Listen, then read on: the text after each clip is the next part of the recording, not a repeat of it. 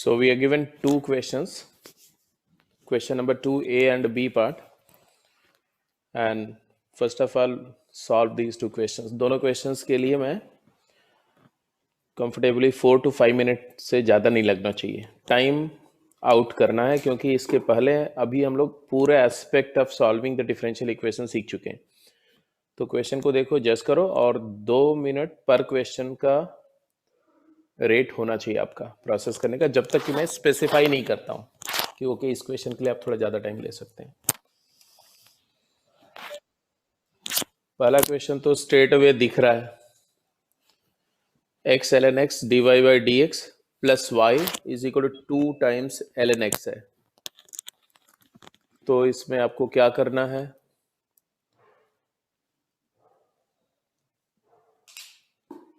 तो सबसे पहले तो ये d y by d x के साथ जो फंक्शन है एक्स एल एन एक्स उससे डिवाइड करो, एक्सप्रेशन को लीनियर फॉर्मेट में ले जाओ और फिर इंटीग्रेटिंग फैक्टर फाइंड करो.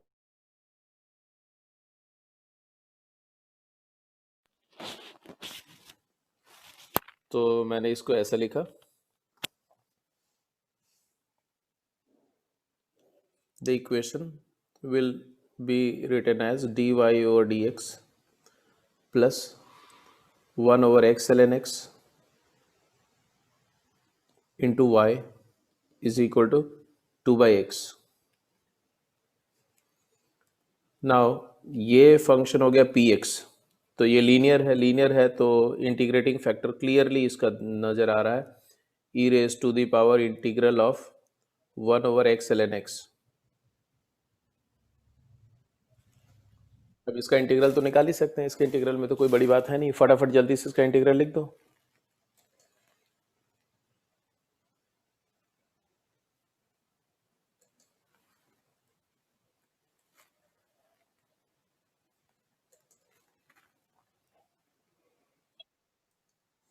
तो इसका इंटीग्रल क्या है, तो log x का डेरिवेटिव 1 बाई एक्स होता है, तो ये 1 बाई टी डी टी हो जाएगा, तो log t e raise to the power ln of ln x हो जाएगा, e raise to the power ln of ln x जो कि ln x ही होगा. तो जनरल सोल्यूशन इसका क्या होगा, तो जनरल सोल्यूशन हो जाएगा, याद है ना, dependent variable y times ln of x is equal to integral of R H S function 2 by x, तो 2 टाइम्स ln x से मल्टीप्लाई किया dx. अब ये तो बहुत ही सिंपल फंक्शन है, log x को t पुट किया तो 1 by x d x d t थे 2t dt, तो ये t स्क्वायर प्लस c हो जाएगा, मतलब ln x का होल स्क्वायर प्लस c हो जाएगा. तो फाइनली अगर मैं आंसर रिपोर्ट करूंगा तो आंसर आएगा तुम्हारा y is equal to ln x से डिवाइड करके फाइनल आंसर लिख रहे हैं, तो it will look like this, y is equal to ln x plus c by ln x. तो जस्ट एक बार रिदम में आने के लिए मैंने एक क्वेश्चन सॉल्व किया कि ज़्यादा सोचना नहीं है, अभी फटाफट काम करना है, ठीक है. तो पहले हमने जो लीनियर डिफरेंशियल इक्वेशन का फॉर्मेट था, वो standard format of linear differential equation क्या होता है, d y by d x first order का P x into y is equal to Q x, where P x and Q x are functions of only x, only variable x, and इसका integrating factor जो है वो होता है e raise to the power integral of ये वाला function P x d x. बस और कुछ नहीं इस्तेमाल किया, just go to the B part, और बी पार्ट का आंसर मैं आपसे एक्सपेक्ट करता हूं अगले 2 मिनट 3 मिनट में मैक्सिमम.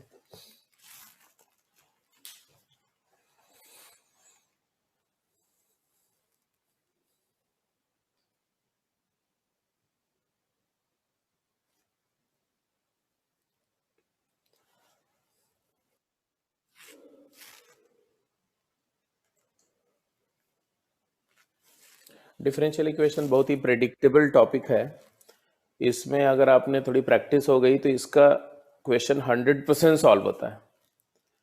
तो जैसा मैंने बताया था कि मतलब कि जितने कम समय में सबसे ज़्यादा स्कोर देने वाला टॉपिक है। हाँ, ये अलग बात है कि इसके जो क्वेश्चंस जेई एडवांस में आते हैं, जेई मेन में आते हैं तो बहुत बेसिक होते हैं, वो आराम से हैंडल हो जाते हैं। जेई एडवांस में जो क्वेश्चन आते हैं उसके लिए आपको कुछ टॉपिक्स का एडिशनल नॉलेज होना चाहिए, लाइक थोड़ी ज्योमेट्री का नॉलेज, टेंजेंट एंड नॉर्मल का, और फंक्शन का नॉलेज होना चाहिए। तो वहाँ पर थोड़ा सा मतलब कि क्लब होता है, अदरवाइज ये बहुत ही प्रेडिक्टेबल टॉपिक है, तो इसको बहुत अच्छे से करना चाहिए। बी पार्ट,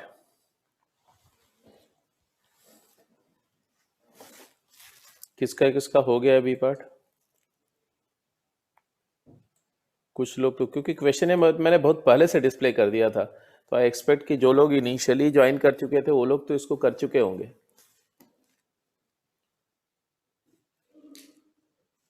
बी पार्ट में फिर वही बात है, ये चीज देख रहे हो ना, तो x square minus one into sine x से अगर डिवाइड करते हैं, divide by x square minus one time sine x, ये तो करना ही पड़ेगा आपको स्टैंडर्ड फॉर्मेट में ले जाने के लिए। तो ये आपको दिख रहा है d y by d x plus y का कोइफिशिएंट फंक्शन क्या आएगा, y का कोइफिशिएंट फंक्शन, तो यहाँ y का डेरिवेटिव है और y के साथ क्या आ रहा है, तो 2x साइन एक्स, मैं पूरा ऐसे ही लिख दे रहा हूँ, 2x sine x plus x square minus one cos x over x square minus one sine x, this multiplied by y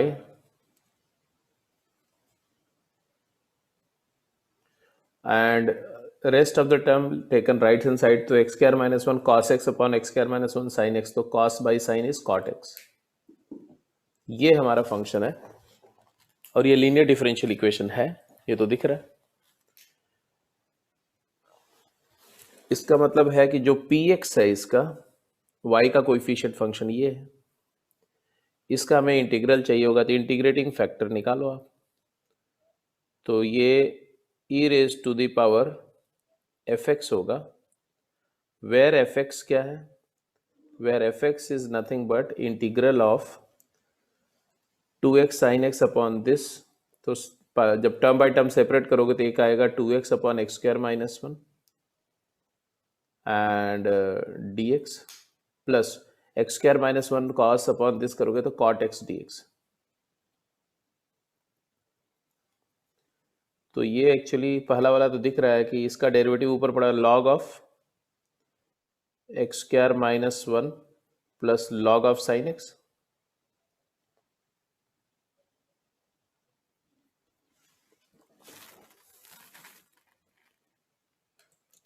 बस फिर तो आ ही गया, it is nothing but log of x square minus one sine x and eventually ये जो e की power F x है ना integrating factor, तो ये तो एफ एक्स है, तो e की पावर एफ एक्स क्या हो जाएगा, तो e की पावर लॉग ऑफ दिस, ये अगर लॉग जी एक्स बोलूँ इसको मैं, तो इंटीग्रेटिंग फैक्टर हो जाएगा e raise to the power l n of g x, that is g x only. तो ये यही इंटीग्रेटिंग फैक्टर हो गया ये। अब सोल्यूशन लिख दो, therefore solution is, general solution क्या आएगा, तो डिपेंडेंट वेरिएबल क्या है y, तो y multiplied by integrating factor that is x square minus one sine x is equal to integral of, जो RHS फंक्शन था, RHS फंक्शन था हमारा कॉट एक्स के साथ ये मल्टीप्लाई होगा क्या, x square minus one into sine x into cot x मतलब cos x by sine x d x. बस अब इसके बाद में तो आपको सीधे सीधे इंटीग्रेट करना है इसको, sine x gets cancel with sine x and then by part से ये सॉल्व हो जाएगा।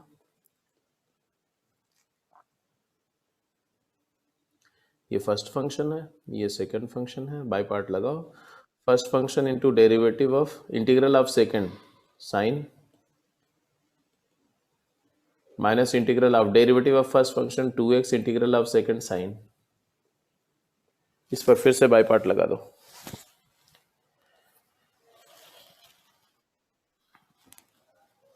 फिर से बाई पार्ट लगा दो।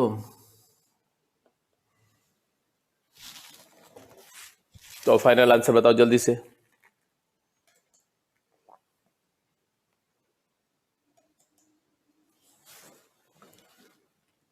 तो ये हो गया तुम्हारा x square minus 1 into sine of x minus 2 times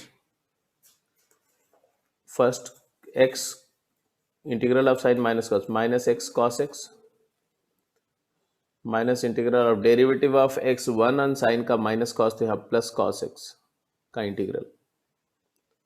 तो final answer it comes out to be x square minus 1 into sine x plus 2x cos x and minus 2 sin x plus c. It can be written as, ये दोनों sign वाले term को club करो तो x square minus 3 times sine x plus 2x cos x plus c और divided by y चाहिए हमें y। तो y अगर चाहिए तो हम y इक्वल टू लिखेंगे तो ये x square minus 1 sine x से मल्टीप्लाई कर देंगे, डिवाइड कर देंगे। So this is the final solution for the second differential equation.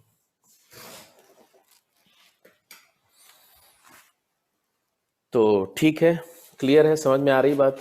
तो चलो थोड़ा सा अब स्पीड अप करो, थोड़ा सा वार्म अप हो गया, 2 क्वेश्चन आपने कर लिया। तो इसके बाद जो क्वेश्चंस हैं आपकी स्पीड और एक्यूरेसी मुझे दिखनी चाहिए और प्रॉम्प्ट रिप्लाई आनी चाहिए। शांत कोई नहीं बैठेगा, चुपचाप फटाफट रिप्लाई और मुझे चैट बॉक्स में चाहिए।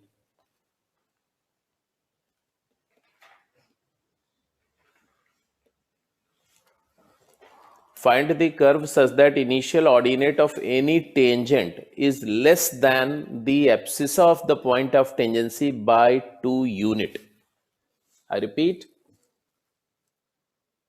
क्वेश्चन में बोला गया फाइंड द कर्व, वो कर्व फाइंड करना है जिसका initial ordinate of any tangent, उसकी किसी टेंजेंट का जो इनिशियल ऑर्डिनेट है वो उसकी abscissa of the point of contact, point of contact की एब्सिसा मतलब एक्स से less than abscissa by 2 unit, 2 unit कम है। अब देखो इस तरह की प्रॉब्लम में टेंजेंट नॉर्मल में जो बातें मैंने बताई थी वो आपके दिमाग में फ्रेश होनी चाहिए, अदरवाइज आप डिफरेंशियल इक्वेशन फॉर्म ही नहीं कर पाओगे।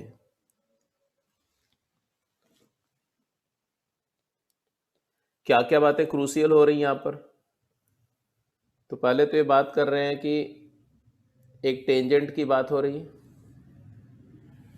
एक कर्व है कोई, उसके किसी पॉइंट पर टेंजेंट की बात हो रही है। कर्व हमारा y को एफ एक्स हो सकता है, उस पर कोई पॉइंट P हो सकता है जिसका कोऑर्डिनेट जनरल एक्स वाई होगा। तो x उसका हो गया क्या, abscissa of the point of contact, और ये टेंजेंट लाइन हो गई PT। और इनिशियल ऑर्डिनेट क्या होता है, इनिशियल ऑर्डिनेट ये होता है, ये y इंटरसेप्ट टेंजेंट का, है ना। किसी भी लाइन का इनिशियल ऑर्डिनेट जो होता है उसका y इंटरसेप्ट होता है। तो बस फटाफट आंसर करो, क्विक।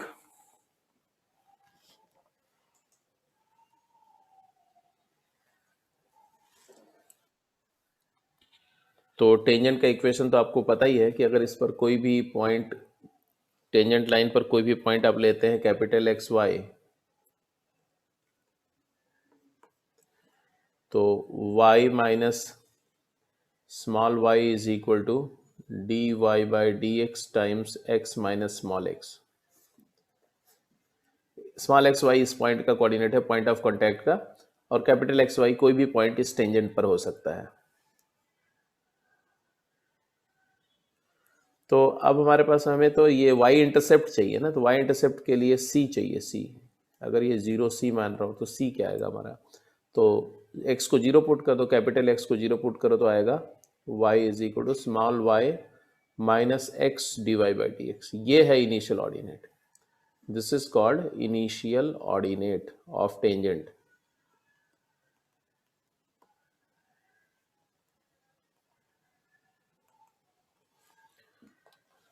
तो गिवन क्या है वो लिखो। Initial ordinate of tangent means y minus x d y by d x is less than the abscissa of point of contact it is x minus 2। ये दिया हुआ कि उस पॉइंट ऑफ कांटेक्ट की एब्सिसा से 2 यूनिट कम है। तो इस क्वेश्चन में देखो आपको समझ में आ गया होगा कि इसको सॉल्व करना डिफिकल्ट नहीं है, इसको सॉल्व करना डिफिकल्ट नहीं है, इसको फॉर्म करने में ही आपको जो सोचना जो नॉलेज होना चाहिए। उसके बाद तो बहुत सिंपल सा डिफरेंशियल इक्वेशन बना। इफ यू टेक दैट, इसको ये पूरे को माइनस से मल्टीप्लाई कर दो तो ये बन जाएगा तुम्हारा x d y by d x minus y is equal to 2 minus x.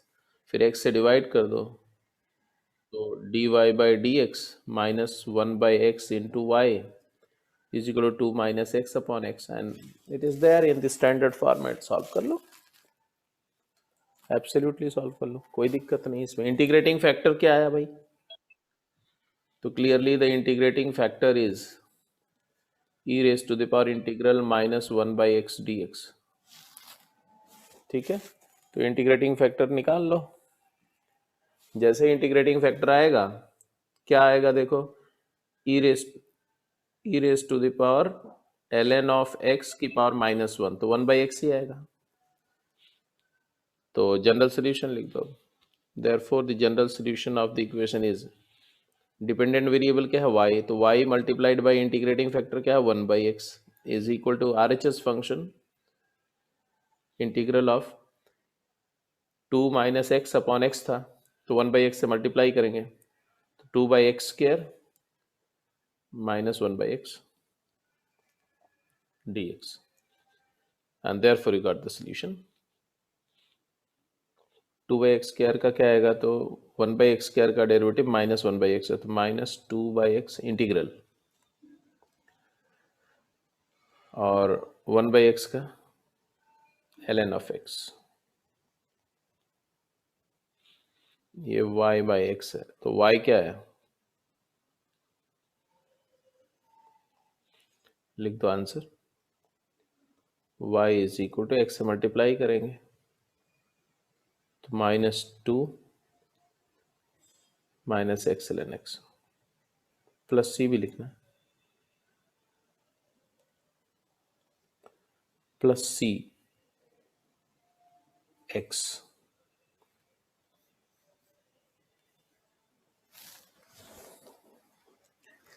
तो y is equal to c x l n x, c x minus x l n x minus 2। तो clear है, सबको clear है, कोई दिक्कत तो नहीं है?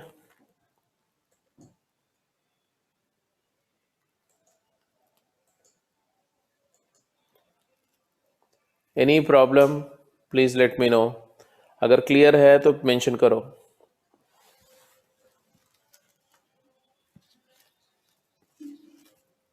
अब इसमें वर्क करने का स्कोप कहाँ है बेटा, वर्क तो कर दिया गया।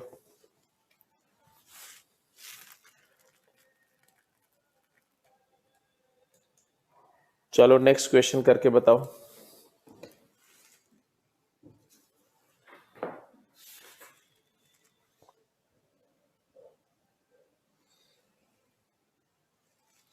हाँ जी, क्विक।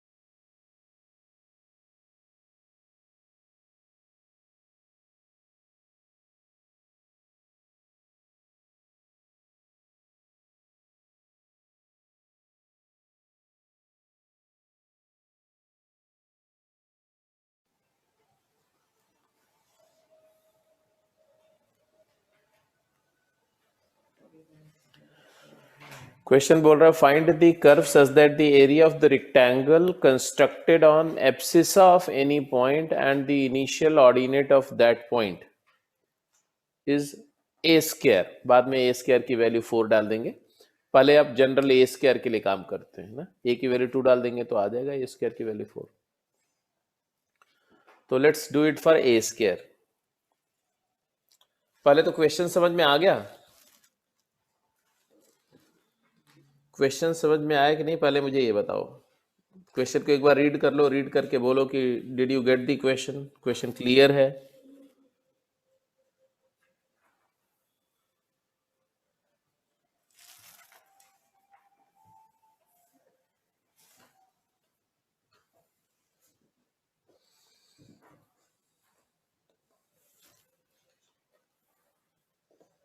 एक कर्व है जिसकी एक टेंजेंट गिवन है, कहीं भी टेंजेंट हो सकती है, इसे कर्व है, मान लो y इक्वल एफ एक्स है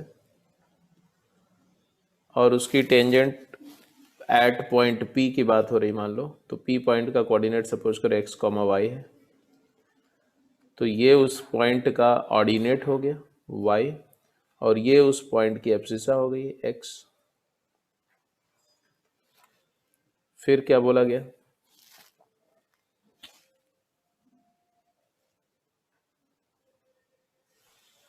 find the curve such that area of rectangle, एक रेक्टेंगल कंस्ट्रक्ट हुआ on the abscissa of any point and the initial ordinate. तो एब्सिसा मतलब तो आप जानते हो, एब्सिसा मतलब तो x हो गया, ये एब्सिसा है, और इनिशियल ऑर्डिनेट क्या है, तो इनिशियल ऑर्डिनेट ये है। तो ये एब्सिसा और इनिशियल ऑर्डिनेट से एक रेक्टेंगल कंस्ट्रक्ट हो रहा है। मतलब समझो इसका, ये थोड़ा क्लासिकली लिखा हुआ है, इसका मतलब होता है कि एब्सिसा और इनिशियल ऑर्डिनेट को दो साइड्स मान करके, एडजेसेंट साइड मान करके एक रेक्टेंगल के बारे में सोचो।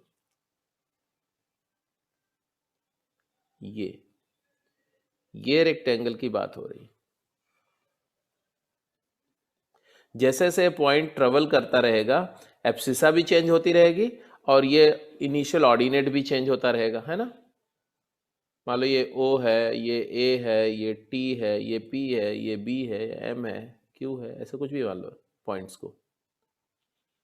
तो ये सारे पॉइंट वेरिएबल हैं and therefore this rectangle is a variable rectangle जिसकी एरिया कंटिन्यूअसली ऑल्टर करती रहेगी, चेंज होती रहेगी।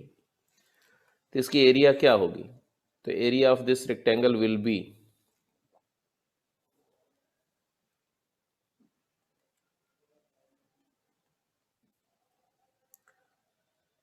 मॉड ऑफ x इंटू, अभी जस्ट हमने इनिशियल ऑर्डिनेट कैलकुलेट किया था, ये इनिशियल ऑर्डिनेट क्या कैलकुलेट किया था, y minus x into m, m मतलब slope, y minus m x, वहां पर m क्या है, तो m is d y by d x. वैसे भी ये लाइन का इक्वेशन y को एम एक्स प्लस सी होगा, तो c क्या होगा, तो y माइनस एम एक्स ही होगा ना, और m की जगह स्लोप डाल दिया, तो y minus x d y by d x.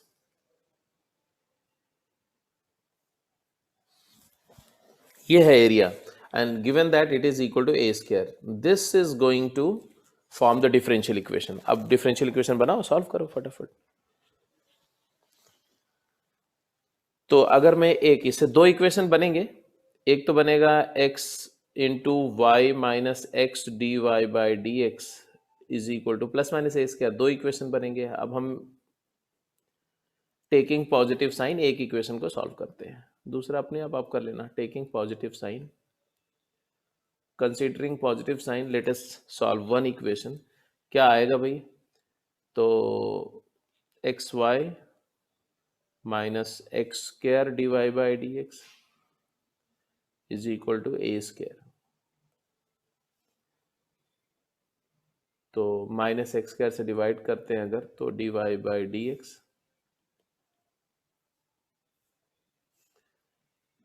Minus y by x is equal to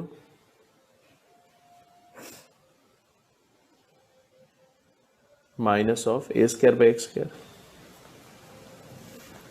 clearly the integrating factor is equal to 1/x ही आएगा। एंड जनरल सोल्यूशन लिख दिया, क्या होगा, y/x is equal to minus a square common integral 1/x square को 1/x से multiply करेंगे तो 1/x³ हो जाएगा। तो यहां से y इज इक्वल टू क्या आएगा बता दो। x⁻³ का इंटीग्रल होगा x⁻²/2, तो x multiplied by -a², x⁻² मतलब डिनोमिनेटर में 2x² हो जाएगा, -2x², x⁻²/2 and plus c।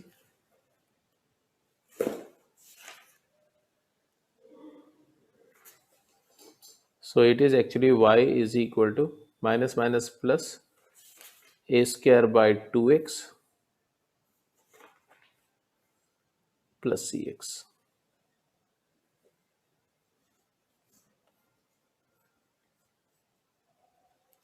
This is one equation, one general solution, and similarly you proceed for the second.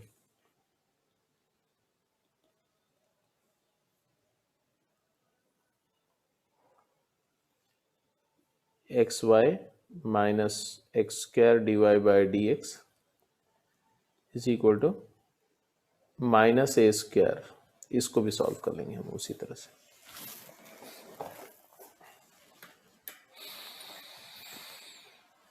ठीक है,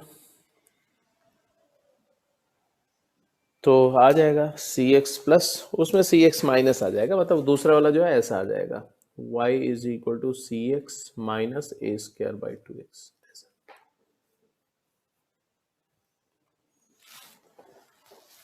let's move to the another question. Next question पे चलते हैं।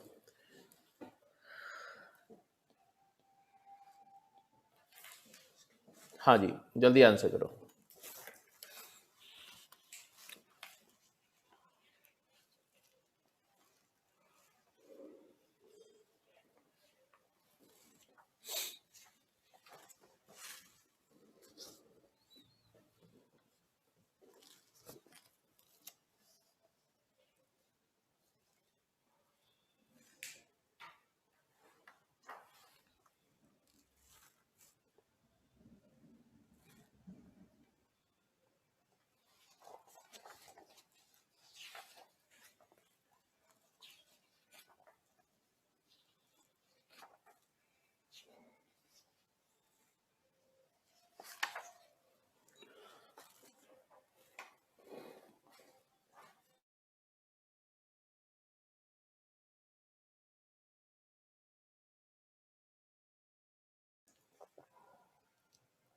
क्या समझ में आया?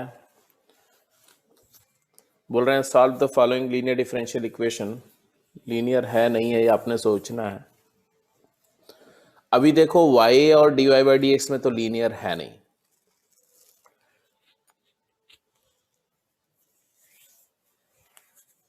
तो अगर आप में से जो लोग स्मार्ट हैं वो तो स्ट्रेट अवे बिना कुछ किए हुए सॉल्व कर जाएंगे, और जो लोग बिल्कुल कन्वेंशन से सोचते हैं वो क्या करेंगे आपको पता ही है। क्या करना होगा बोलो? वेरिएबल को इंटरचेंज करना पड़ेगा, x और dx by dy करना पड़ेगा। तो वेरिएबल को इंटरचेंज किया तो कुछ ऐसा आ जाएगा, रेसिप्रोकल कर दिया तो dx by dy will appear as -x/y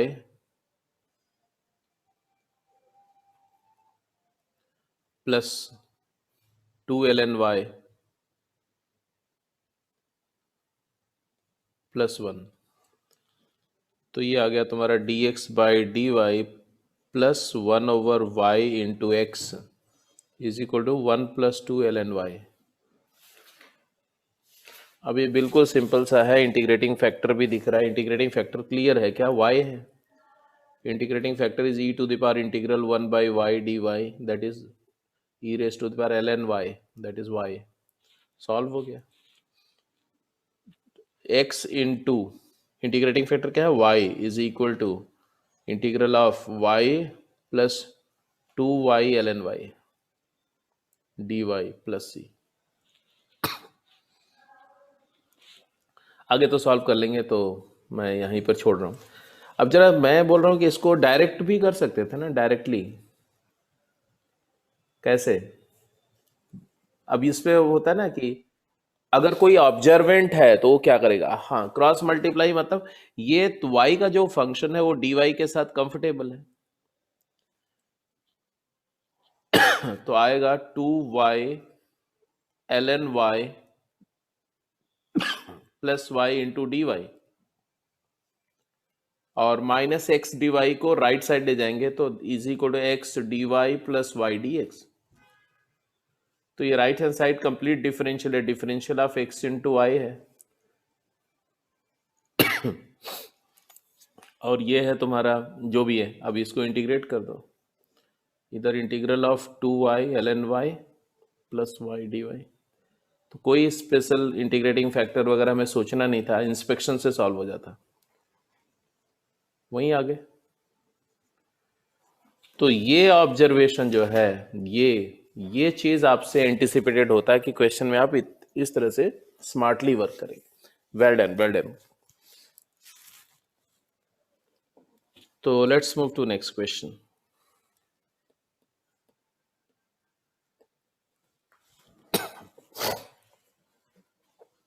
हाँ जी, दो क्वेश्चन है, टेस्ट हो रहा है आपका, स्पीड टेस्ट है। मैं इसमें कोई नई बात नहीं कि आप कर पाएंगे नहीं कर पाएंगे उसकी बात नहीं है। ये दोनों क्वेश्चन मिला करके आपके पास में सिर्फ 4 मिनट का टाइम है, ओनली 4 मिनट्स। कोशिश करेंगे तो 3 मिनट में ही आंसर कर देंगे कंबाइंड, जल्दी।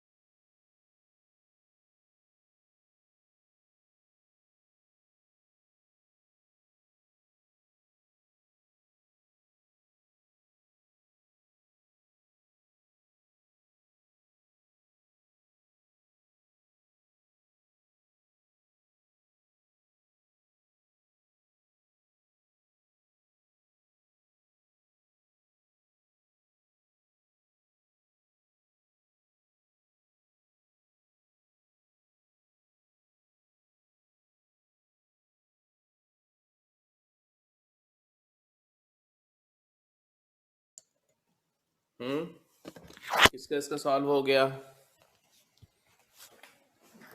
पहला पार्ट तो सबका ही हो गया होगा, किसी का नहीं हुआ है? क्या यार, तुम लोग तो बिल्कुल मतलब कि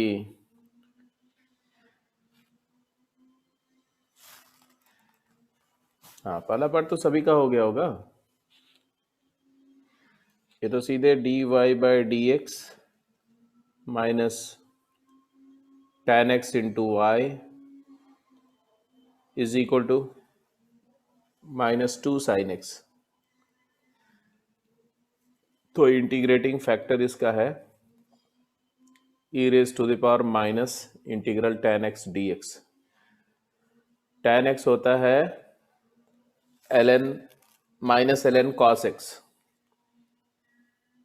ln of mod sin x होता है ना, मॉड सीकेंड x। तो उसको आप e raise to the power ln of cos x लिख सकते हो। साइन बाई कॉस है, कॉस का डेरिवेटिव माइनस साइन, तो ln ऑफ cos x लिख सकते हो, that is equal to cos x हो जाएगा। इंटीग्रेटिंग फैक्टर cos x हो गया, तो सोल्यूशन, जनरल सोल्यूशन जो लिखा जाएगा वो लिखा जाएगा y into cos x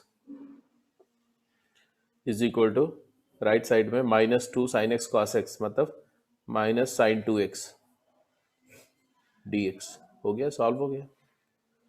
minus common, sin 2x का इंटीग्रल cos 2x/2 आएगा, ये cos 2x/2, ये y cos x आ गया। तो तुम्हारा बेसिकली प्लस सी, तो y आएगा तुम्हारा क्या, तो it is nothing but cosine of 2x upon 2 cosine x plus c times secant x। This is the general solution for this equation.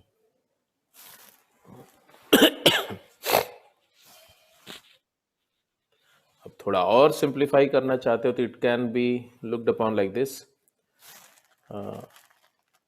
ये जो cos 2x है, 2 cos square x -1 लिख दो, 2 cos square x -1 upon cos x and plus c secant x।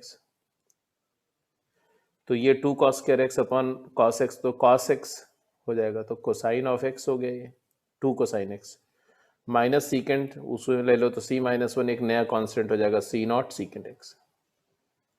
तो 2 cos x plus c0 secant x लिख सकते हैं।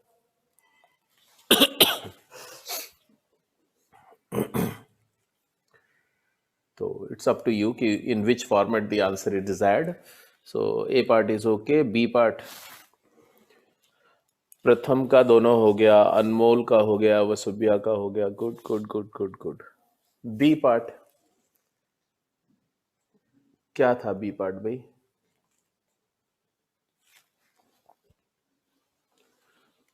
तो बी पार्ट में ये जो पूरा एक्सप्रेशन है, ये तो क्लियर दिख रहा है कि आपने 1 - x² से डिवाइड किया होगा, ये तो बहुत कॉमन सी बात हो गई है भाई। और इधर आ गया तुम्हारा 2x upon 1 - x² into y is equal to, यहाँ पर 1 - x² से डिवाइड करेंगे तो न्यूमरेटर में x रहेगा, डिनोमिनेटर में √1 - x² हो जाएगा। और इंटीग्रेटिंग फैक्टर इसका क्या होगा, तो e raise to the power minus of integral 2x upon x² -1 dx।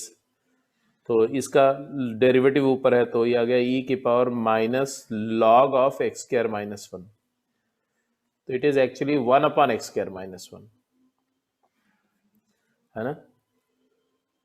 अब ये आ गया इंटीग्रेटिंग फैक्टर, और ये राइट साइड वाला इंटीग्रल, सॉरी राइट साइड वाला फंक्शन है RHS। तो इसका जनरल सोल्यूशन क्या होगा, तो general solution of differential equation होगा dependent variable y into integrating factor 1 upon x² -1 is equal to, right side function तुम्हारा -x है, -x अपॉन √x² -1 है, उसको आपने x² -1 से मल्टीप्लाई कर दिया, 1 अपॉन x² -1 से मल्टीप्लाई कर दिया। तो अब तो सॉल्व कर लेंगे ना, माइनस बाहर, ये x 1/2 कर, नहीं x 1/2 भी नहीं करने का है, डायरेक्ट सॉल्व हो जाएगा। इंटीग्रल बहुत ही कॉमन सा है ये, x²। क्या करें अब इसके बाद इसको सॉल्व करने के लिए, तो इस इंटीग्रल को इवेलुएट करने के लिए क्या करें, x² -1 को कुछ पुट कर दें, क्या x² -1 को t पुट कर दो, t² पुट कर दो, तो x dx जो है वो t dt हो जाएगा। तो न्यूमरेटर में t dt हो जाएगा और डिनोमिनेटर में ये t³ हो जाएगा, n प्लस सी है। अब ये बेसिकली आ गया -1/t² dt n प्लस सी, और 1/t का डेरिवेटिव होता है -1/t², तो ये आ जाएगा तुम्हारा 1/t प्लस सी। ये y अपॉन x² -1 की वैल्यू है। तो फाइनल आंसर जो आएगा y is equal to x² -1 multiply होगा तो x² -1 अपॉन t क्या था, t था √x² -1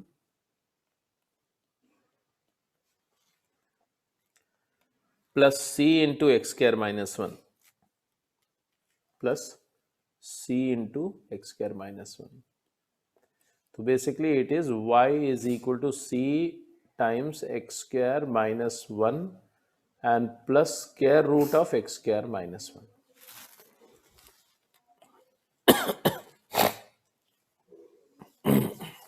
ऐसा। और कभी कभी इसको ऐसे भी लिख सकते हैं कि c times 1 minus x square. तो इससे ये सब कॉस्मेटिक चेंज है, इसमें कोई फर्क नहीं पड़ता। क्यों? क्योंकि सी नेगेटिव पॉजिटिव माइनस कॉमन लेके सी में मर्ज कर लो, उससे कोई फर्क नहीं पड़ता। तो ये दोनों फॉर्मेट में आंसर लिखा जा सकता है। तो this was about the linear differential equation. तो लीनियर डिफरेंशियल इक्वेशन पे काफ़ी सवाल कर लिया आपने। एक ये क्वेश्चन आपका टेस्ट है, जरा करके देखो, ज्योमेट्रिकल पार्ट है। अब इसमें मेरी हेल्प मत लो, बिना मेरी हेल्प के इसका कंप्लीट करके फटाफट आंसर बताओ।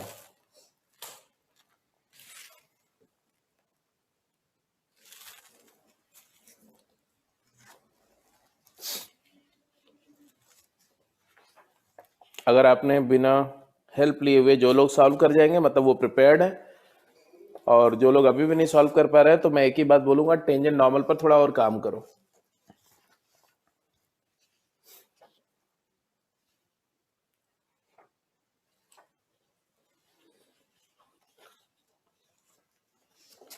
इसके साथ साथ एक क्वेश्चन और मैं दे दे रहा हूं, ये भी कर जाइए। जिसका हो जाए ना वो दूसरा वाला क्वेश्चन कर जाएगा, 8th क्वेश्चन।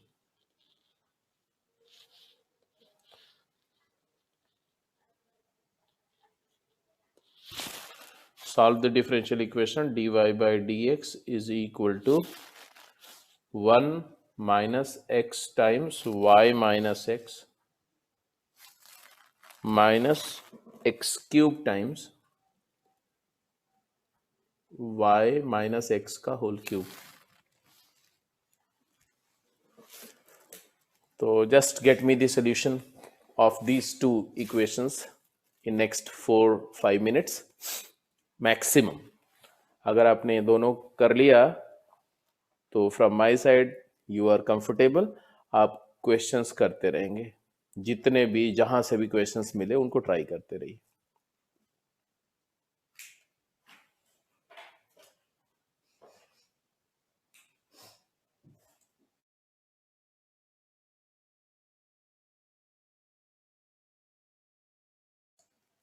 हाँ बेटा, क्या हुआ? इस क्वेश्चन में तो क्लियर है, क्वेश्चन में तो कोई डाउट है नहीं। ऐसा क्वेश्चन आपने कर भी लिया था अभी थोड़ी देर पहले। सॉरी, अगर मैं इसका डायग्राम बनाऊं तो कुछ ऐसा आएगा।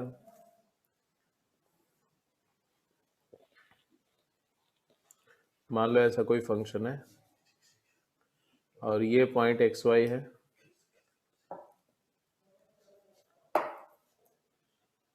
ये y है, ये x है ना? अब क्वेश्चन को पढ़ो।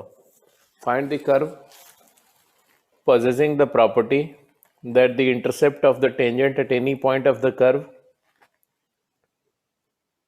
cut off on y, मतलब y intercept मतलब वही initial ordinate, is equal to square of the abscissa of point of tangency. तो स्ट्रेट वे है।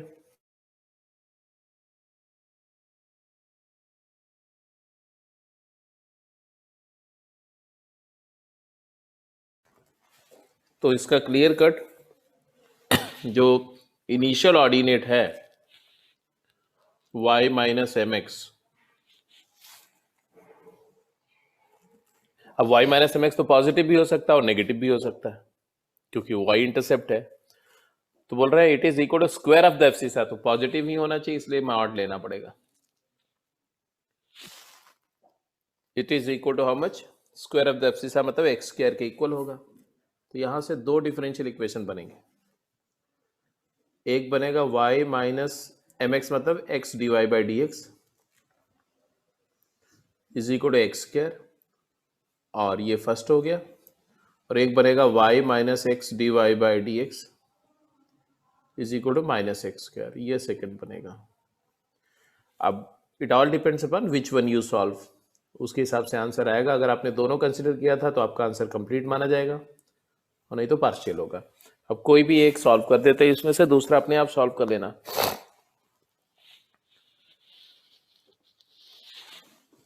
तो अगर मैं पहले वाले को सॉल्व करता हूं, अगर मान लो, तो ये ऐसा आएगा, माइनस एक्स से डिवाइड कर दो तो dy by d x minus y upon x is equal to minus x, and then integrating factor is clearly 1 by x, e raised to the power minus 1 by x का इंटीग्रल। General solution हो जाएगा y into 1 upon x is equal to integral of 1 by x से multiply करेंगे इसको, तो 1 by x से multiply करेंगे तो क्या आएगा भाई,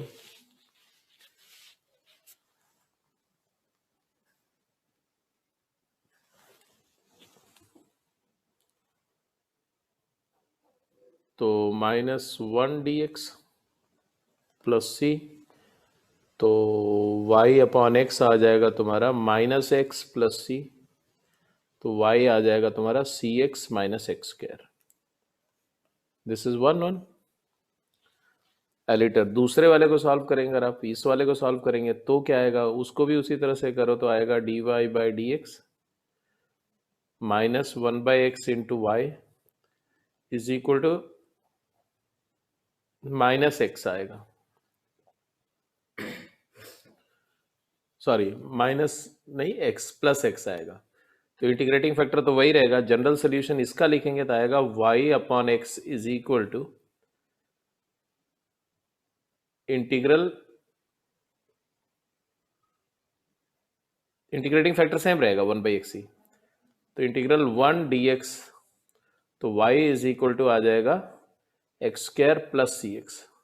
तो फाइनली आंसर होगा तुम्हारा y is equal to c x minus x square and c x plus minus x square, c x plus minus x square, ये दोनों पॉसिबिलिटीज होंगी।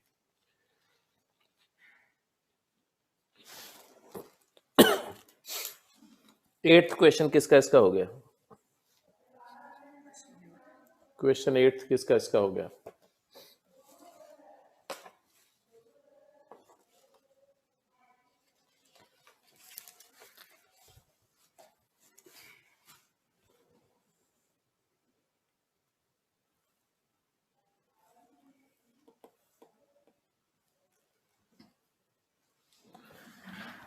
तो ये सब क्वेश्चन ऐसे ही हैं, इसको आप स्क्रीनशॉट ले लो, आई थिंक शायद कर भी चुके होंगे, या स्क्रीनशॉट ले लो, कर जाना, बहुत सारे क्वेश्चन कर लिए आपने।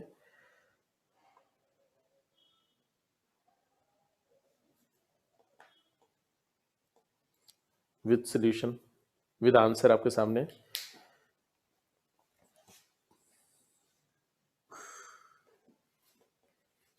ये एट्थ क्वेश्चन जो मैंने डिस्प्ले किया था, ये वाला क्वेश्चन कर जाओ, दैट्स इट। ये हो गया, किसका इसका हो गया, जरा मुझे बता दो इसके बारे में, जिसका इसका ये क्वेश्चन हो गया जस्ट लेट मी नो।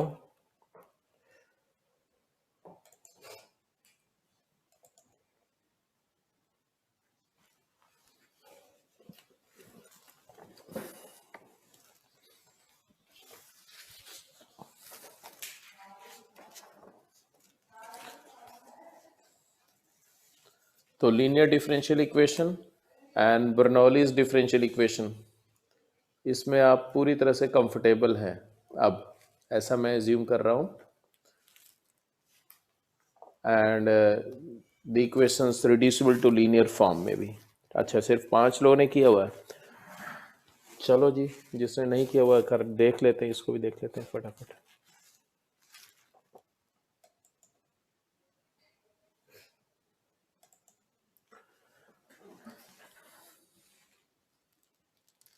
जिसने किया हुआ है जरा मेंशन करो क्या किया आपने।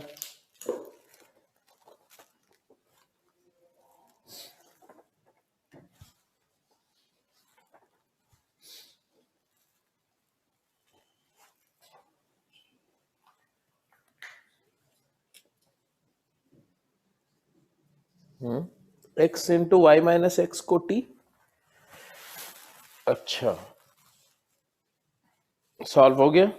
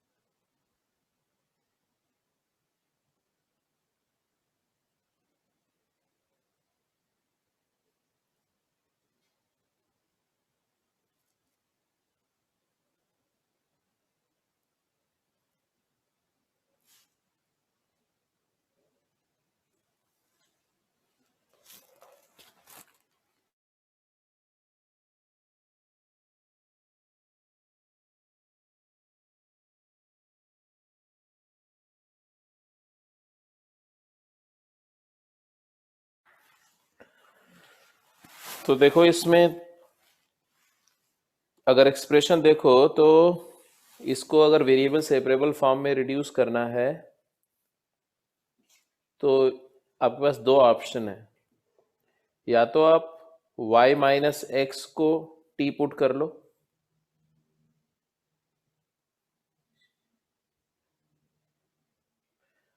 और या तो आप x into y minus x को t पुट कर लो। दोनों से रिड्यूस होगा। अगर आप y माइनस एक्स को t पुट कर दो, मैं दोनों से ही थोड़ा थोड़ा स्टेप्स करके फॉरवर्ड करके दिखा देता हूँ, बाकी आप कंप्लीशन अपने आप कर लेंगे। तो यहाँ से आ जाएगा dy by d x minus one is equal to d t by d x, मतलब d y by d x यहाँ पर one plus d t by d x लिखेंगे, या वन को इधर ले आना, d y by d x minus one की जगह d t by d x लिख देना, तो d t over d x हो जाएगा is equal to right side में आएगा minus x into y minus x को टी डाल देंगे और minus x cube into t cube.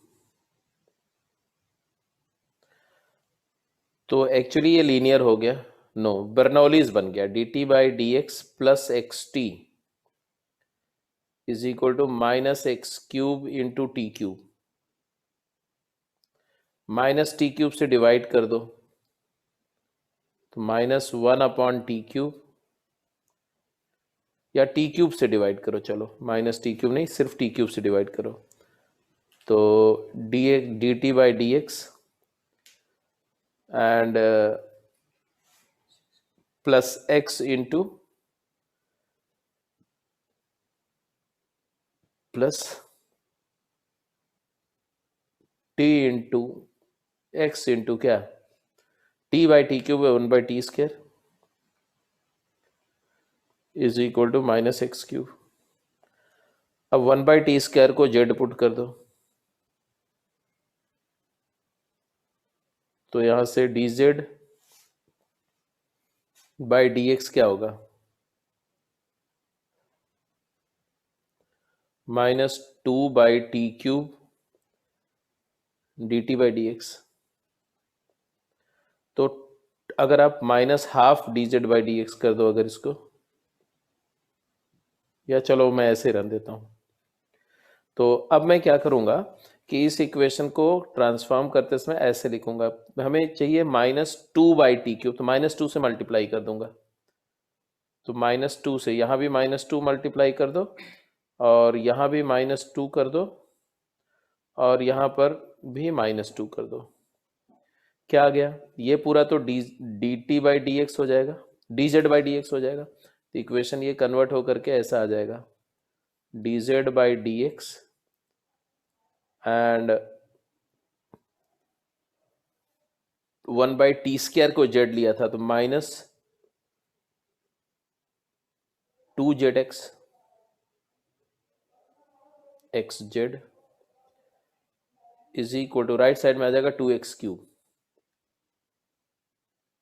अब लीनियर हो गया, इंटीग्रेटिंग फैक्टर हो जाएगा e raise to the power integral minus two x d x which is equal to e to the power minus x square. General solution हो जाएगा y मतलब z multiplied by e raise to the power minus x square is equal to integral of two x into x square into e to the power minus x square.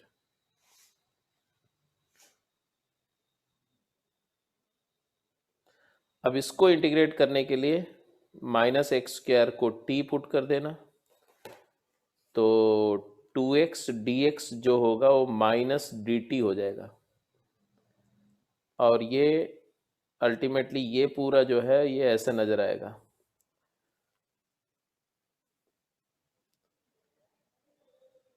X square की जगह minus T डाल देंगे और ये minus d t, तो minus minus plus t d t, t e raise to the power t d t plus c हो जाएगा, और इसका इंटीग्रल होता है e raise to the power t into t minus one plus सी।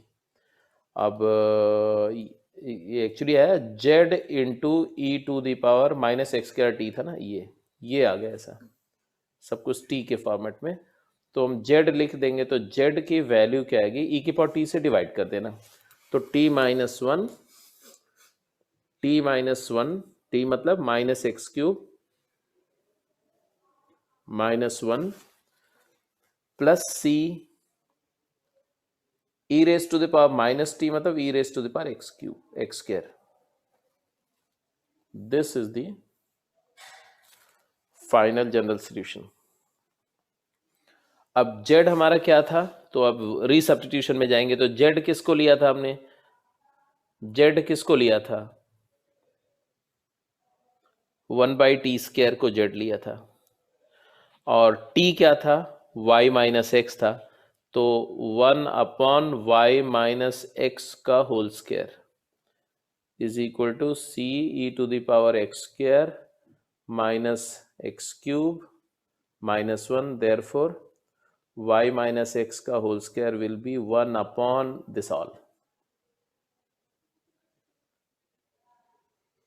ऐसा आपको final solution मिलेगा। इसी तरह से अगर आप ये वाला सब्स्टिट्यूशन करेंगे तो भी आप रिड्यूस कर लेंगे फाइनली। ठीक है जी, तो डिफरेंशियल इक्वेशंस जो भी आपसे पूछे जाते हैं मेजरली वो ऐसे ही होंगे, चाहे वो जेई मेन का हो चाहे जेई एडवांस का हो, पैरिंग सम स्पेशल केसेस जो हियर एंड देयर कभी कभी जेई एडवांस में पूछ लिए जाते हैं, वो भी कभी कभी मैंने बोला, not always, but for eventuality हमें प्रिपेयर्ड होना पड़ेगा उन केसेस के लिए। तब अगला केस लिखेंगे differential equation of first order and higher degree. ठीक है, तो फर्स्ट ऑर्डर और हायर डिग्री मतलब सेकेंड डेरिवेटिव हो, थर्ड डेरिवेटिव अगर हो, तो उस तरह के डिफरेंशियल इक्वेशंस को कैसे कैटर करेंगे। तो इसमें कुछ कुछ मैं स्पेसिफिक केसेस बताऊंगा जो केसेस पूछे गए हैं कभी ना कभी, क्योंकि इसमें बहुत वास्ट है ये पूरा, जो आपका बीटेक का फर्स्ट सेमेस्टर का पूरा कोर्स ही हो जाएगा, right.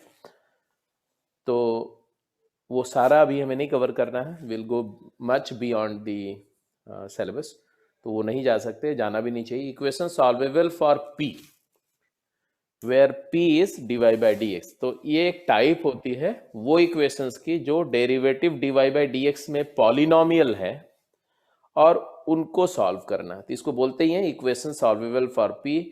These are the equation of type a naught p raised to the power n plus a1 p raised to the power n minus 1 and so on an minus 1 into p plus an 0। यहाँ पर जो ये a not देख रहे हो, a1 a2 a3, ये जो terms आप देख रहे हो a not a1 a2 a3, ये सब क्या है, तो they are functions of x and y। तो ये x y के फंक्शन है, मतलब ये डेरिवेटिव में पॉलिनोमियल है। जब ये डेरिवेटिव में पॉलिनोमियल है तो हमें सॉल्व करने से पहले क्या करना होता है, तो सॉल्व करने से पहले हम dy बाई डी एक्स जहां दिखेगा इक्वेशन में उसको हम p मान लेंगे और p में पॉलिनोमियल को अलजेब्राइकली सॉल्व करेंगे। तो पहला स्टेप तो यही होगा कि this can be written as some p factor करके, जैसे p में पॉलिनोमियल है तो पॉलिनोमियल के फैक्टराइजेशंस हो जाएंगे, तो फैक्टराइज कर लेंगे p minus f two x y into p minus f one x f three x y p minus f four x y, ऐसे ये लीनियर फैक्टर्स बन जाएंगे। लीनियर फैक्टर ही बनेंगे क्योंकि हमें नॉन लीनियर जो है उनको सॉल्व करना हमें आता नहीं है। नॉन लीनियर के लिए तो यही बात होगी, नॉन लीनियर मतलब डिग्री 2 डिग्री 3 है तो नहीं, तो ऐसे लीनियर फैक्टर बना लेंगे। लीनियर मतलब ये जरूरी नहीं लीनियर हो, लीनियर मतलब डिग्री 1 के फैक्टर बनेंगे, ये डिग्री 1 के फर्स्ट ऑर्डर डिग्री 1 के फैक्टर्स में ब्रेक हो जाएगा। अब ये फर्स्ट ऑर्डर डिग्री 1 या तो होमोजीनियस होगा या तो वेरिएबल सेपरेबल होगा या तो लीनियर होगा या रिड्यूसिबल टू दिस फॉर्म होंगे, यही सब फॉर्म होंगे। तो अगला स्टेप में क्या हुआ कि ये प्रोडक्ट, इसको हम ऐसे लिख सकते हैं product of p minus f k x y equal to 0 के वेरीज 1 to n, एक ही बात है। अब जब प्रोडक्ट ऑफ मेनी फैक्टर्स 0 है, इसका मतलब क्या, या तो फर्स्ट फैक्टर 0 या तो सेकंड 0 या तो थर्ड 0, तो इंडिविजुअली हर एक फैक्टर को हम अलग से 0 करेंगे। तो हमारे पास आएगा p minus f k x y equal to 0, मतलब d y by d x is equal to f of x y, kth function है, ठीक है, वेयर के की वैल्यू कुछ भी हो सकती है, 1 हो सकती है, 2 हो सकती है, मतलब ऐसे n, अगर n डिग्री का है ये तो n ऐसे इक्वेशन मिलेंगे। अब सब कुछ हम मान के चल रहे हैं कि मान लो ये फैक्टर हो गया है ना, फिर हम मान लेते हैं कि मान लो ये सॉल्व भी हो गया, लेट इट सोल्यूशन, तो इसका कुछ ना कुछ सोल्यूशन आएगा, क्योंकि होगा जो ही वही फॉर्म में रिड्यूस होगा जो अभी तक हम लोग कर चुके हैं। तो मान लो इसके सोल्यूशन का हम बोल रहे हैं g ऑफ एक्स वाई का कोई फंक्शन आ गया और k मैंने सबस्क्रिप्ट डाल दिया इसका, इक्वल टू सी के, या ऐसा लिख दो जी एक्स वाई सी के लिख दो, सी के इक्वल टू 0, दैट इज जो k की वैल्यू वही है। तो कितने आएंगे ऐसा, g1 एक्स वाई c1 0, एक इक्वेशन आ जाएगा। दूसरे इक्वेशन का सोल्यूशन मान लो आ गया g2 x y c2 0 and so on, ऐसे n आ जाएंगे। अच्छा, ये जो इक्वेशन है r है ना, या तो पहला 0 या तो दूसरा या तो तीसरा या तो चौथा, तो इसका सबका यूनियन, तो आप लिखेंगे union of all these family of curves, union of all these family of curves will be the grand general solution of given equation। तो ये फर्स्ट इक्वेशन दिया था, इसका जनरल सोल्यूशन लिखना है तो सबका यूनियन करना पड़ेगा, क्योंकि दो लोकस का यूनियन लेते हैं तो उनको मल्टीप्लाई करते हैं, तो हम इन सबको मल्टीप्लाई करेंगे, कितने जितने भी हैं, तो इसको ऐसे लिखेंगे, that is product of g k x y c k varies 1 to n equal to 0। ये आ जाएगा आपका जनरल सोल्यूशन। ये सारी बातें मैं एल्गोरिदम बता रहा हूं, ये नहीं सोचो कि मैं सॉल्व करके दिखा रहा हूं, मैं स्टेप्स बता रहा हूं कि कैसे हम प्रोसीड करेंगे ऐसे सिचुएशन में। बट ये जो भी अभी हमने किया और जो भी आपको रास्ता दिखाया कि ऐसे ऐसे हम नेविगेट करेंगे इस तरह की प्रॉब्लम को, फिर मैं रिपीट कर रहा हूं, रिपीट क्या कर रहा हूं, सबसे पहले क्या करेंगे, सबसे पहले उस डिफरेंशियल इक्वेशन को फैक्टर करेंगे, डेरिवेटिव में लीनियर फैक्टर्स बनाएंगे, मतलब हर एक factor first order first degree linear differential equation, first order first degree differential equation होगा, लीनियर हो, होमोजीनियस हो, वेरिएबल सेपरेबल हो, ऐसा।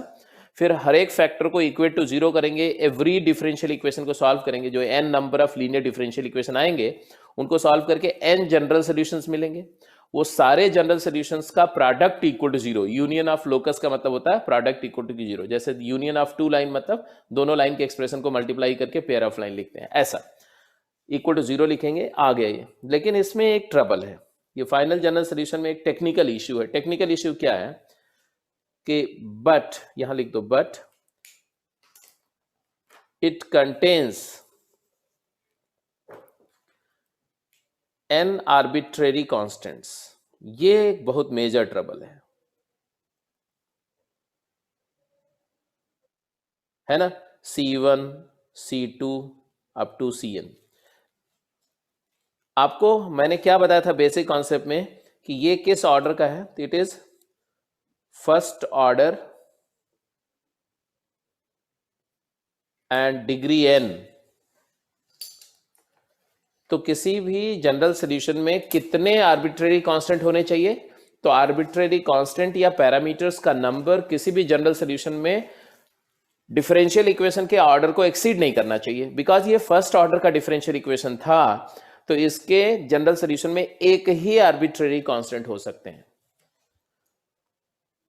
बट यहां लिखो but being first order differential equation, the general solution shall not contain more than one parameter, मतलब ये general solution technically गलत है। अब यहाँ ट्रबल ये है कि अब मुझे सारे पैरामीटर सेम रखने पड़ेंगे, C1 C2 C3 अलग अलग नहीं रख सकते, तो सबको सेम रखने पड़ेंगे एक पैरामीटर में रिड्यूस करने के लिए। देयरफॉर अब जनरल सोल्यूशन क्या लिखा जाना चाहिए बताओ? तो लिखो देयरफॉर द जनरल सोल्यूशन। अब भाई देखो, किसी भी टर्म में से पैरामीटर हटा भी नहीं सकते आप कि चलो एक में से सी हटा दो, नहीं, या सब में से सी हटा दो, केवल एक में सी रख दो, तब तो लॉस ऑफ जनरलिटी हो जाएगी, बहुत सारे फैमिली ऑफ कर्व के मेंबर ही गायब हो जाएंगे। तो हम क्या करेंगे, हम सारे को C1 equal to C2 equal to C3 सब में सी रखेंगे, लेकिन सबको इक्वल रखेंगे, इक्वल टू सी। तो हमारा जनरल सोल्यूशन ऐसा आएगा, product of G of X GK of X Y C equal to 0 K varies 1 to n। तो ये है हमारा फाइनल जनरल सोल्यूशन। तो प्रोसीजर समझ में आ गया।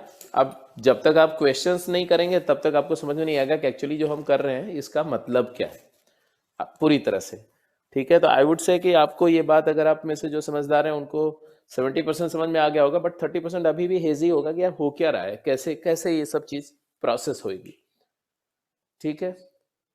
तो क्वेश्चन एक लेते हैं, क्वेश्चन लेते हैं तो प्रोसेस हो जाएगा आपको। लेकिन एक बार इसको देख लो, स्क्रीनशॉट ले लो, मैं स्क्रीन चेंज कर रहा हूँ। अगर आप नोट कर चुके हैं तो should I change the slide, question पे चलो।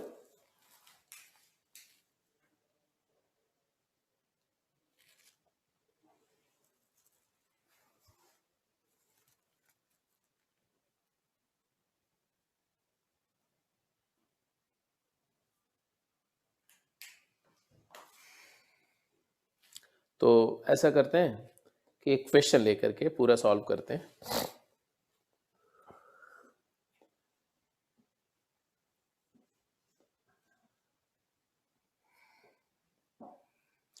क्वेश्चन दिया P into p plus x minus y product x plus y equal to 0। अब यहां पर P जो है वो dy बाई डी एक्स है, जहां पर आपको P दिख रहा है इसका मतलब है dy बाई डी एक्स है, और सॉल्वेबल फॉर P है ना। तो हम P में फैक्टर कराओ, फटाफट इसको पहले फैक्टराइज करो। तो मैंने देखा कि ये देखो px p square plus px minus yx minus y square है। तो x वाला टर्म अलग करो, y वाला अलग करो, तो मैंने यहाँ लिखा p square plus px minus yx minus y square. तो p square minus y square is p minus y into p plus y, first और लास्ट को कंप्लीट कर लिया, and plus x into p minus y, middle term दोनों ले लिया, इन दोनों को एक साथ ले लिया और फर्स्ट और लास्ट को ले लिया। इससे क्या हो गया, हमारा फैक्टर कंप्लीट हो गया, p plus y plus x into p minus y 0। ये पहला स्टेप था बेटा, rearranging the expression and factorizing, breaking into two factors which are linear in P, first degree P में। यहां से आपको दो डिफरेंशियल इक्वेशन बन गए, P मतलब dy by d x is equal to y, this is first differential equation, और dy by d x plus y is equal to minus x, this is second differential equation. ये तो variable separable है, directly solve हो जाएगा, dy upon y is equal to d x, integrate कर लिया, और ये लीनियर डिफरेंशियल इक्वेशन है।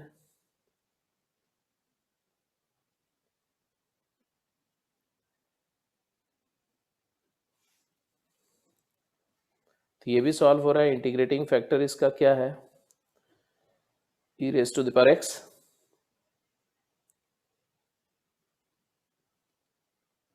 तो इसका जनरल सोल्यूशन आया y into e to the power x is equal to minus integral of x into e की पावर x dx। तो आया y इंटू ई की power x is equal to minus e raise to the power x into x minus one plus सी।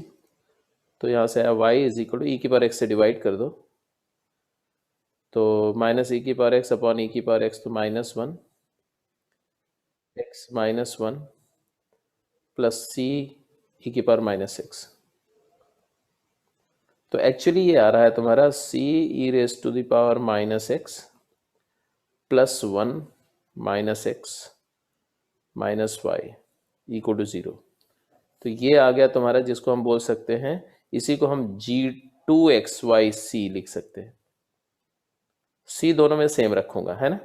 यहां पर क्या है, ln of y is equal to x plus c, तो y is equal to e raise to the power c plus x या x plus c. तो y minus e to the power x plus c equal to zero. ये एक second general solution आया। ये G1XYC है, C दोनों का same रखना है। अब इन दोनों का यूनियन लेना है। यूनियन लेने के लिए क्या करते हैं, RHS जीरो फॉर्म में कर्व को रखते हैं और टेकिंग यूनियन, तो हमारा जनरल सोल्यूशन तुम्हारा नजर आएगा क्या, कि y minus x into y minus e raise to the power c plus x multiplied by c e to the power minus x plus 1 minus x minus y equal to 0. This is the final general solution. तो ये है कि P के लिए solvable situation होती है तो उसको कैसे डील करते हैं, ठीक है। लेकिन ये ध्यान रखना, ये जब तभी होगा जब फर्स्ट ऑर्डर का होगा और हायर डिग्री का होगा। First order higher degree equations को सॉल्व करने की ये टेक्निक है। एक केस अगला देखते हैं।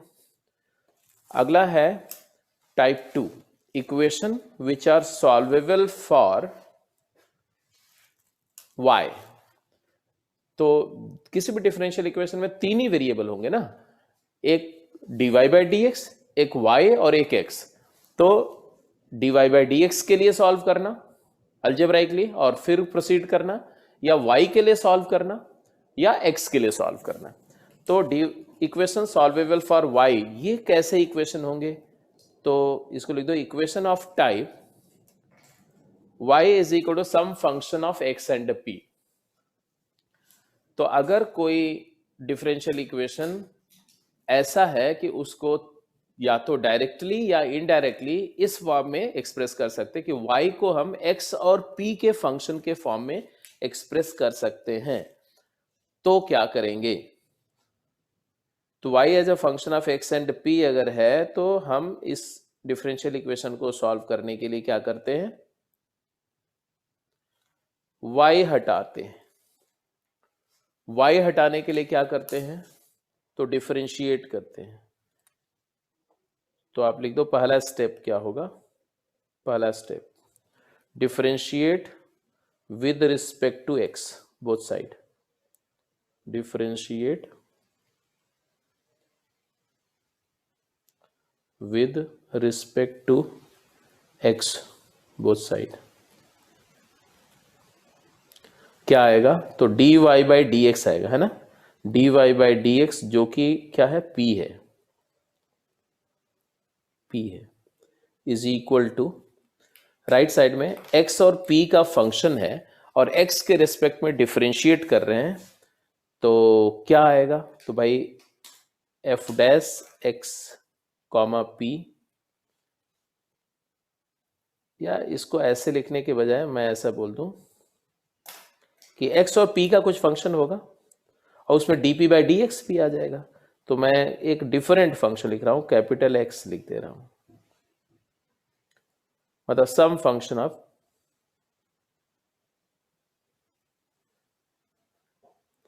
सम f1 लिख दिया, f1 xp and dp by d x. मानते हो भाई, मान लो अगर एक कोई फंक्शन ऐसा हो xp प्लस p क्यूब, ठीक है, यही है fxp है मान लो, और इसको मैंने डिफरेंशिएट किया, तो डिफरेंशिएट करेंगे तो क्या आएगा, तो आ जाएगा तुम्हारा इसका x के रिस्पेक्ट में डेरिवेटिव, तो p भी तो x का फंक्शन है, तो प्रोडक्ट रूल लगेगा। तो x dp by d x plus p plus 3p square dp by d x. तो ये पूरा फंक्शन ये किसका फंक्शन बनाती है? इसमें क्या क्या दिख रहा है आपको? x दिख रहा है, p दिख रहा है, dp बाई डी एक्स वही यहां लिख दिया मैंने सिंबॉलिकली। ये सब सिंबॉलिकली लिखा जा रहा है, ठीक है। अच्छा, इधर भी p है और यहां भी x p और dp बाई डी एक्स है, तो अगर इस p को भी उधर ले जाएंगे तो फाइनली दैट इज फाइनली हमारा ऐसा कुछ आएगा, some function of x p and dp by d x आएगा इक्वल टू 0। ये सेकेंड इक्वेशन आ गया।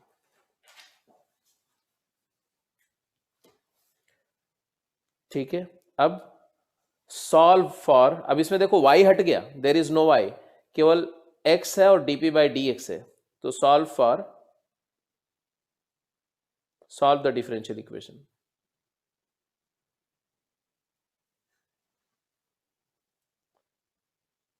इन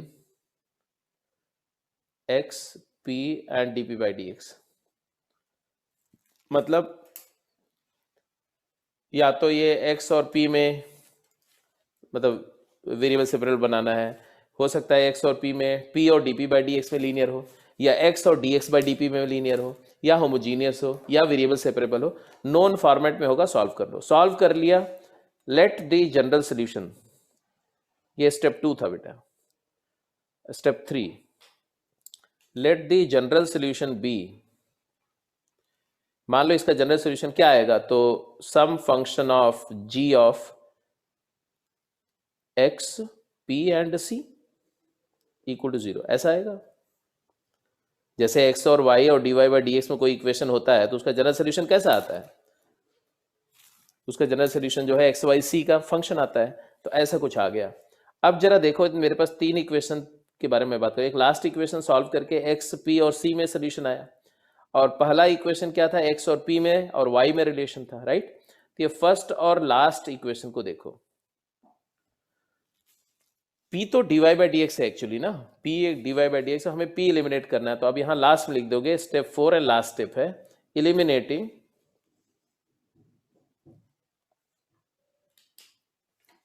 क्या? p from equation 1 and equation 3।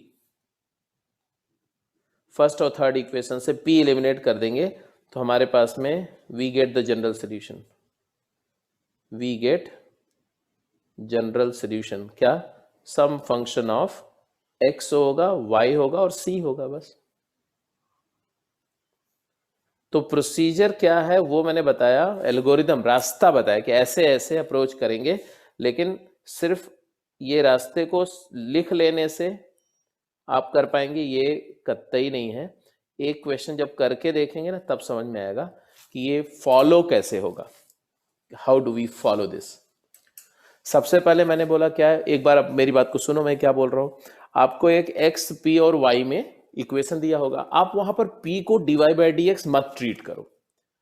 आप ये मान लो कि x और y जैसे वेरिएबल है, ऐसे p भी एक वेरिएबल है, फंक्शन ऑफ x y होगा, वो भी वेरिएबल है।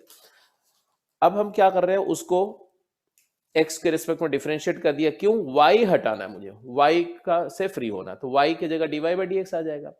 और राइट साइड में तो आपको dy बाई डी एक्स मतलब p, और राइट साइड में एक्स पी और dp बाई डी एक्स, तो एक्स पी और dp बाई डी एक्स में एक इक्वेशन आ जाएगा, मतलब यहां पहुंच गया।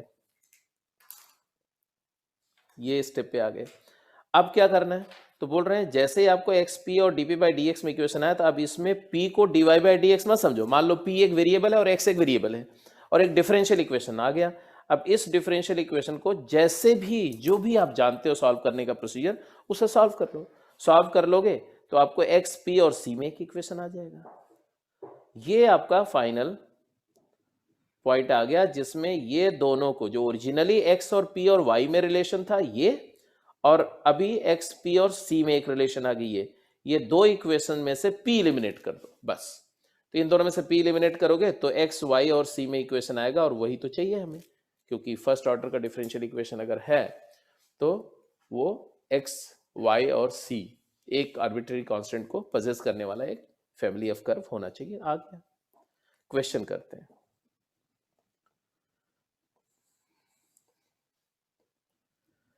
सो लेट्स हैव, जैसे ये क्वेश्चन है इसी को सॉल्व करते हैं, और एक और क्वेश्चन सॉल्व करते हैं इसी के साथ में। एक ये, पहले इसको कर लो फिर एक दूसरा क्वेश्चन करेंगे, वो थोड़ा स्टैंडर्ड केस होगा। इसी का ये जनरलाइज्ड डिस्कशन था, इसी का एक स्टैंडर्ड केस है जिसको बोलते हैं क्लैरेट्स इक्वेशन।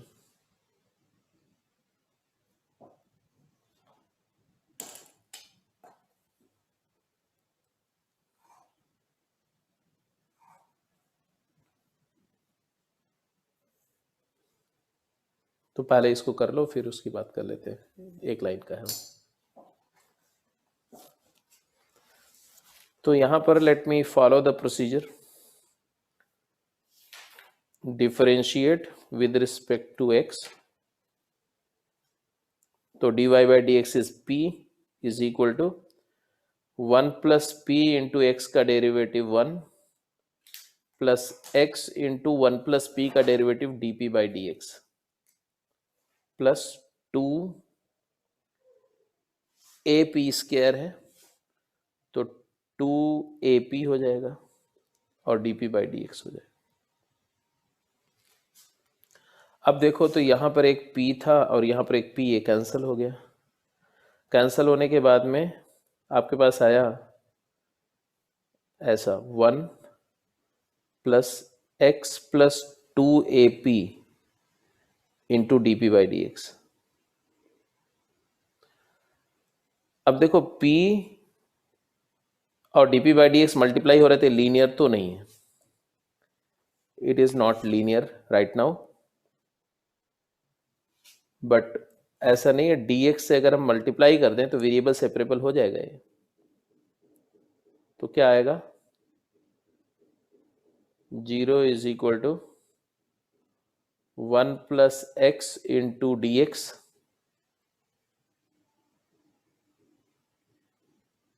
या ऐसा नहीं, ऐसा नहीं,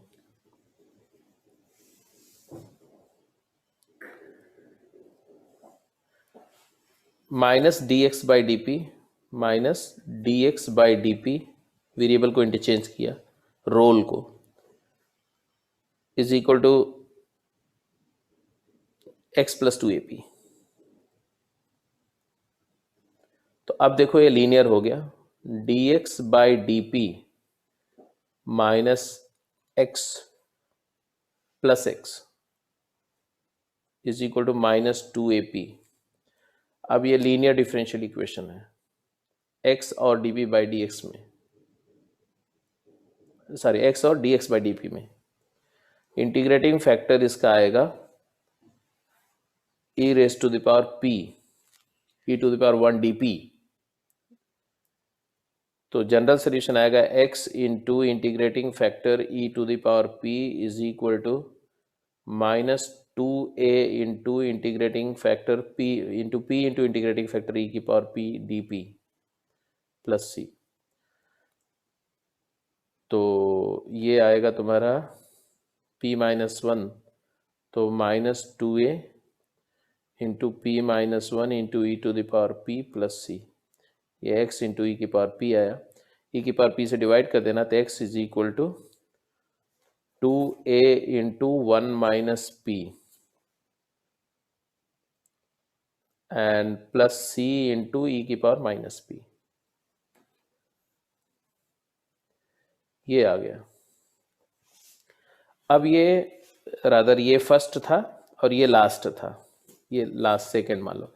अब ये जो फर्स्ट और सेकंड है इनमें से हमें क्या करना पड़ेगा, p एलिमिनेट करना पड़ेगा। तो अब आप यहां पर एलिमिनेट मत करो, सीधे ऐसे लिख दो p एलिमिनांट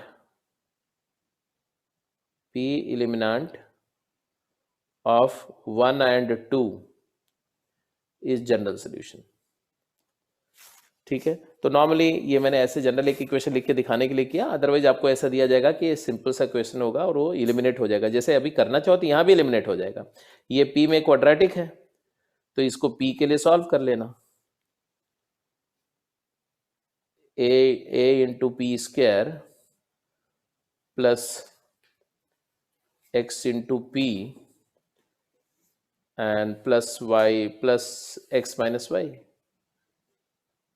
इक्वल टू 0 है। तो जैसे क्वाड्रेटिक सॉल्व करते हैं ऐसे p की वैल्यू तो एक्स वाई में लिख ही सकते हैं ना यहाँ से, p is equal to minus x plus minus under root of x square minus 4a into x minus y upon 2a, ऐसा लिख सकते हैं। फिर इसको p की जगह पर डाल देंगे, एलिमिनेट हो जाएगा। तो प्रोसीजर समझ में आ गया कि कैसे होगा ये पूरी प्रोसेस कैसे अकर करेगी, ये मैंने आपको बताया। जैसा मैंने बताया बहुत seldom you are going to get this kind of equation. क्या पूछा गया है बहुत फ्रीक्वेंटली, वो इसी का एक स्टैंडर्ड केस पूछा गया, जिसके लिए मैंने इस पूरा कहानी को खोला। वो स्टैंडर्ड केस है, एक नोट करके लिख दो और आज की क्लास को यहीं पर एंड कर देते हैं। क्या? Clairaut's equation. ये क्लैरेट्स इक्वेशन क्या है? It is an equation of the form y is equal to xp plus some function of p। ये थोड़ा स्पेशल केस है, वही चीज है, राइट हैंड साइड x और p का फंक्शन है, लेकिन थोड़ा अलग टाइप का है। अलग टाइप का क्या है? x इंटू पी है और प्लस p का फंक्शन है,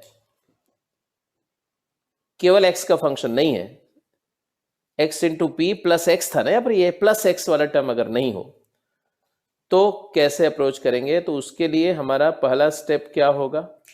तो dy बाई डी एक्स मतलब p is equal to x dp by d x plus p plus f dash p into d p by d x, क्योंकि ये प्योर p का function था, ऐसे लिख दिया। अब इससे क्या फायदा हुआ, क्या स्पेशल क्या हुआ कि ये बहुत स्पेशल सा केस है, ये p कैंसिल हो जाएगा और इधर 0 आ गया और राइट साइड में dp by d x common आ गया और उसके साथ एक बन गया x plus f dash p, x और p में एक रिलेशन आ गया। अब यहां से दो इक्वेशन आएंगे, एक तो आएगा बेटा dp बाई डी एक्स 0 और दूसरा आएगा कि x plus f dash p 0। बहुत स्पेशल केस है ये, इसलिए इसको अच्छे से लिख लो पूरा प्रोसेस को, ठीक है। बाकी अगली क्लास में कुछ क्वेश्चन करेंगे और क्लियर हो जाएगा, ठीक है। अब dp बाई डी एक्स 0 का मतलब क्या होता है भाई? dp बाई डी एक्स 0 का सीधा मतलब होता है p कांस्टेंट है, p equal to c constant. अब p इक्वल टू c है, ओरिजिनल इक्वेशन ये था, तो पुट इन 1, क्योंकि अल्टीमेटली हम क्या करते थे, p को एलिमिनेट ही तो करना है, तो 1 और ये मान लो ये है हमारा, ये आया जो, ये आया तुम्हारा सेकंड और ये आ गया इसका सोल्यूशन, ये थर्ड आ गया। तीन इक्वेशन है हमारे पास में, तीनों में हाईलाइट कर दे रहा हूं, p इक्वल टू c और ये। तो फर्स्ट और सेकंड से हमारा p की जगह c डाल दो, p एलिमिनेट हो गया, क्या आया? आंसर आ गया, स्ट्रेट अवे आंसर आ गया। और ये आंसर इतनी बार एग्जाम्स में पूछा गया है, सारे एग्जाम में, आप इमेजिन नहीं कर सकते। क्या आया? y, p की जगह c डाल दो इसी में, तो क्या आया? y is equal to c x plus f c, ये जनरल सोल्यूशन है। तो प्लीज मेंशन, याद रखो, याद क्या रखना है कि जब कभी भी आपको डिफरेंशियल इक्वेशन क्लैरेट्स इक्वेशन के फॉर्म में मिलता है तो आपको जनरल सोल्यूशन लिखने के लिए कुछ नहीं करना है, just replace p by c, बस खत्म। आपको वर्बली आंसर करना है डिफरेंशियल इक्वेशन में, जहां जहां dy बाई डी एक्स है वहां c डाल दो और क्वेश्चन डन, फिनिश हो गया, जनरल सोल्यूशन आ गया। बट ये जो सेकेंड इक्वेशन है इसको ध्यान से देखो, ये सेकेंड इक्वेशन और फर्स्ट इक्वेशन में से अगर हमने p एलिमिनेट कर दिया तो भी एक इक्वेशन आएगा, एक सोल्यूशन आएगा। तो लिख दो and eliminating p from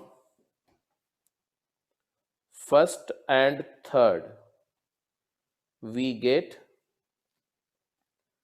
a curve, क्योंकि p हट जाएगा तो x y आएगा, उसमें c नहीं आएगा। we get a curve known as singular solution, known as singular solution. ठीक है बेटा, तो सिंगुलर सॉल्यूशन पर थोड़ा सा इंट्रोडक्टरी वीडियो एक बना करके मैं आपसे शेयर करूंगा। ठीक है, और ये आर्टिकल पर अगली क्लास जो होगी लास्ट समराइजिंग क्लास होगी, जिसमें मैंने ऑर्थोगोनल ट्रेजेक्टरी और ट्रेजेक्टरी डिस्कस करना है और थोड़े बहुत क्वेश्चंस करने हैं, दैट्स इट। तो ये चैप्टर खत्म हो गया, मतलब we will start a fresh topic that is vectors. तो वेक्टर स्टार्ट करेंगे। ठीक है, तो अगली क्लास बस एक क्लास और इस पे लूंगा, फिर वेक्टर स्टार्ट करूंगा। तो ठीक है जी, आज की क्लास यहीं पर समराइज करते हैं, कंक्लूड करते हैं। Rest of the discussion will follow in the next class.